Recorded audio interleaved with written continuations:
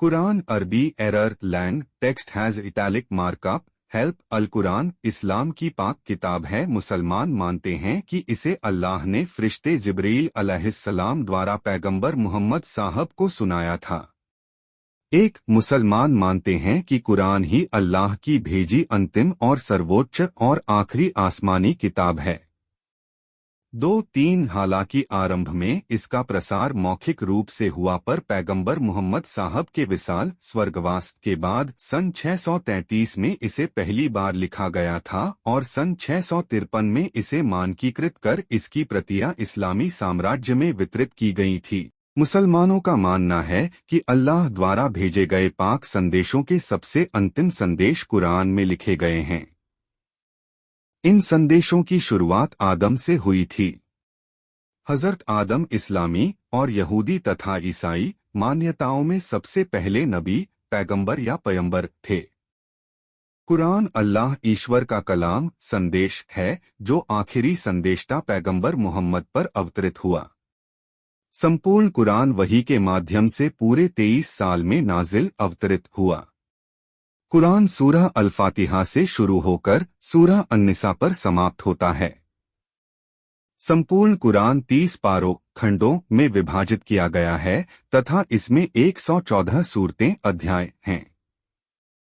कुरान की कुल 114 सूरतों में 558 रुकू है तथा संपूर्ण कुरान में 6236 आयत छंद या वर्सेस है तथा कुरान में कलिमात यानी वाक्यों की संख्या 77,439 है। शेख मुजम्मद रज्जब की किताब हकायक हौलल कुरान तथा कुरान में हुरूफ यानी शब्दों की संख्या 340740 है, स्पष्ट नहीं है। संपूर्ण कुरान में कुल 14 सजदे हैं। मुस्लिमों का मानना है कि कुरान 23 साल की अवधि में अल्लाह ने जिब्रील के माध्यम से मोहम्मद से दिव्य मार्गदर्शन की पुस्तक बन गया है और कुरान को मानवता के लिए अल्लाह के अंतिम प्रकाशन के रूप में देखता है। 19-20 इस्लामी और कुरानी संदर्भों में प्रकाशित वाक्य का मतलब है कि अल्लाह का कार्य किसी व्यक्ति को संबोधित करना, प्राप्तकर्ताओं की एक बड़ी संख्या के लिए संदेश भेजना। जिस प्रक्रिया से अल्लाह के संदेशवाहक के दिल में दैवीय संदेश आता है वह तंजिल नीचे भेजने के लिए या नुजुल नीचे आना है।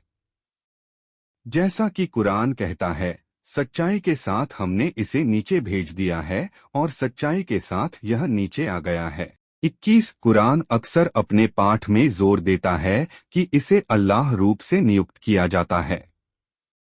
कुरान में कुछ छंद यह इंगित करते हैं कि अरबी बोलने वाले भी लोग कुरान को समझेंगे अगर उन्हें सुनाया जाता है।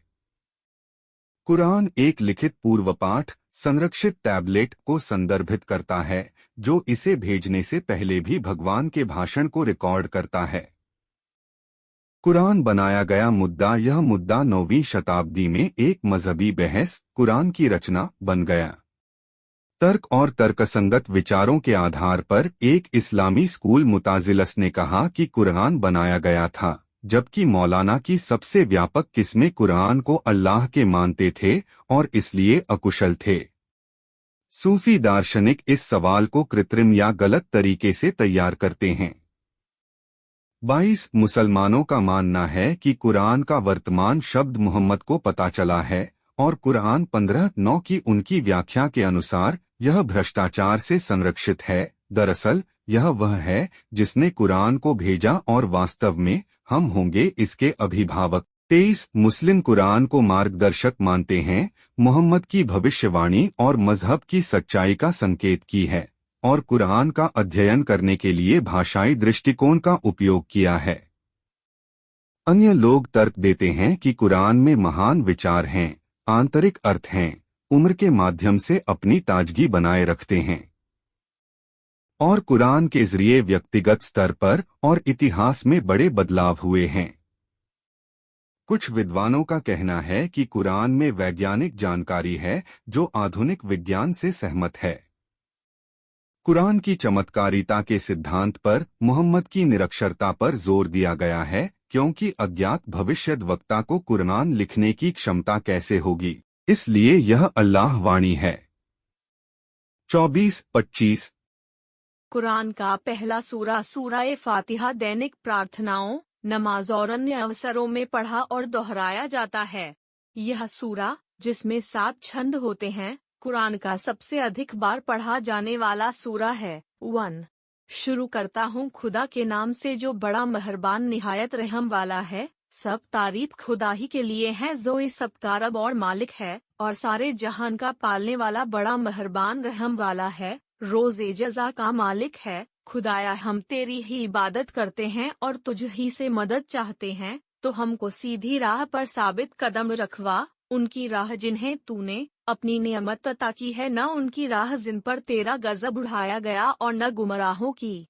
30। लैलतुल क़द्र का मकाम और अहमियत कुरान में सूरह अल क़द्र में बयान की गई है।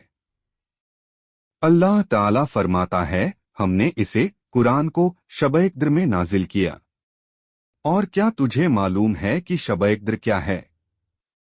शब-ए क़द्र 1000 महीनों से भी बेहतर है। फरिश्ते और रूह उस रात में अपने रब की तरफ से हर काम के लिए उतरते हैं। सलाम, यह रात सुबह तक सलामती है। सूरह अल क़द्र 1 से 5। इस सूरह से यह बात साफ हो जाती है कि लैलतुल क़द्र का मकाम और अहमियत किसी भी रात से कहीं ज्यादा है। यह रात कुरान की उतरने की शुरुआत की यादगार है और इसमें हर नेकी का सवाब करने का बेपनाह अज़र है। लैलतुल क़द्र को ढूंढने का हुक्म कुरान में आया है। इन्ना अंज़लनाहु फ़ी लैलतिल क़द्र, सूरह अल क़द्र 1, मतलब कि अल्लाह ने कुरान को लैलतुल क़द्र में उतारा है। इसलिए इस रात में कुरान को तलाशना और उसे समझना बहुत ज़रूरी है। इस रात में मुसलमानों को खास तौर पर इबादत, दुआ और कुरान की तिलावत में विशेष रूप से लगे रहने की ताकीद की गई है, ताकि वे इस रात की फजीलत से भरपूर फायदा उठा सकें। इस रात की इबादत में रात भर तहज्जुद, कुरान की तिलावत, दुआ और इस्तिग़फ़ार का अमल शामिल होता है। इस रात में जो भी दुआ की जाती है उसे अल्लाह कबूल फरमाता है। यह रात आखिरी अशरे के 10 दिनों में आती है, इसलिए हर मुसलमान को अपनी इबादत और दुआओं को इस रात पर ज्यादा अहमियत देनी चाहिए। सूरह क़द्र का पढ़ना एक अजीम इबादत है। यह सूरह इंसानी जिंदगी में सुकून और बरकत का स्रोत है। इस सूरह को पढ़कर इंसान अल्लाह की कुर्बत में आता है और उसे ईमान में इजाफा होता है। लैलतुल क़द्र के अमल का सवाब फरिश्तों के अमल से भी ज्यादा है। इसलिए हर मुसलमान को इस रात को इबादत और तौबा करने का बेहतरीन मौका समझना चाहिए। लैलतुल क़द्र के फायदे और अहमियत को समझकर हर मुसलमान को इस रात को इबादत और तौबा करने का बेहतरीन मौका समझना चाहिए। सूरह क़द्र की तिलावत और लैलतुल क़द्र की इबादत करके हर मुसलमान अपने ईमान को मजबूत कर सकता है और अल्लाह की रहमत और मग़फ़िरत का एहसास कर सकता है।